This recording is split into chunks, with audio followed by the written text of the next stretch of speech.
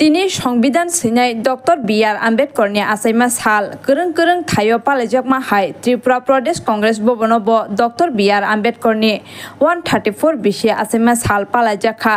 मांगप्लिओ खुम्बक लाये नांमासुक बरमरमानि बिसिंति पालाइजाखा असाल मानजाखा कांग्रेस हास्ते कास्को आशीष कुमार साहा ताई जुदा जुदा आदंग्र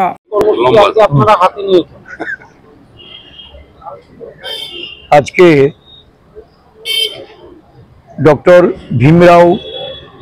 बाबा साहेब आम्बेडकर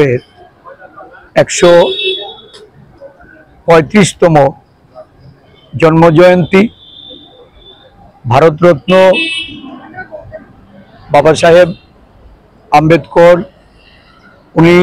शुधु संविधान प्रणेताई छिलेन ना उनी एकजन अर्थनीतिविद एकजन समाज संस्कारक এই উপনিবেশে উনি ওনার সমসাময়িক পাণ্ডিত্যের অধিকারী হিসাবে উনি সারা বিশ্বে গর্বিত রাজনীতিবিদ হিসাবে উনি ভারতীয় সংসদের সদস্য মন্ত্রী এবং ওনার সময়কালে উনি জাত বর্ণ এবং সাম্প্রদায়িক যে শ্রেণী লড়াই এই লড়াইয়ের অন্যতম পুরোধা হিসাবে পৃথিবীর মানুষের কাছে উনি চিহ্নিত। আজকে ওনার জন্ম জয়ন্তীতে ত্রিপুরা প্রদেশ কংগ্রেসের সমস্ত বিভাগগুলি ঐক্যবদ্ধভাবে ওনার প্রতি শ্রদ্ধাঞ্জলি অর্পণ করার লক্ষ্যে প্রতিকৃতিতে পুষ্পার্ঘ্য অর্পণ করে আমরা এই সংবিধান প্রণেতার ভারতবর্ষের মানুষের যে মৌলিক অধিকার ভারতবর্ষের মানুষের যে গণতান্ত্রিক অধিকার যে সংবিধানের মধ্য দিয়ে প্রতিষ্ঠিত করার উনি যে পদক্ষেপ নিয়েছিলেন বর্তমান ভারতবর্ষে আজকে সংবিধান আক্রান্ত এই সংবিধানের উপর চলছে নানাভাবে হস্তক্ষেপ মানুষের আইনি অধিকার মানুষের সাংবিধানিক অধিকার মৌলিক অধিকার আজকে নানাভাবে ক্ষতবিক্ষত যে বাবা সাহেব সারা পৃথিবী জুড়ে যাকে অনুকরণ করে পৃথিবীর একটা বড় অংশের যারা গণতন্ত্র প্রিয় মানুষ সেই মানুষ ওনার প্রতি যে শ্রদ্ধা জানায় আজকে এই সংসদে বাবা সাহেবকে অপমান করা হয় দেশের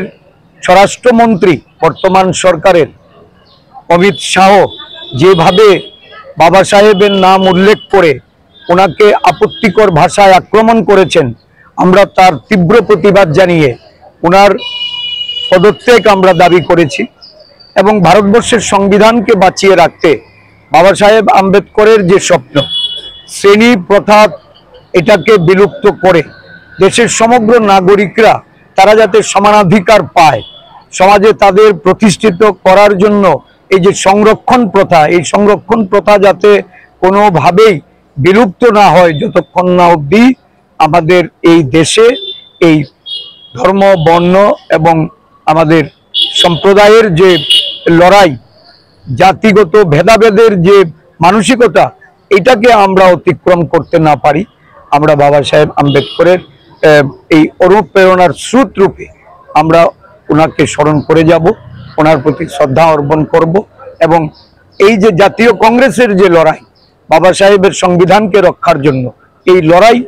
আমরা চালিয়ে যাব সংবিধানকে কোনো অবস্থাতেই আমরা ক্ষতবিক্ষত হতে দেব না এই সংবিধানকে অক্ষত রাখার জন্য এই লড়াই আমাদের মল্লিকার্জুন খার্গেজির নেতৃত্বে রাহুল গান্ধীজির নেতৃত্বে জাতীয় কংগ্রেস যে লড়াই করছে ত্রিপুরাতেও আমরা এই লড়াইয়ে সামিল হব।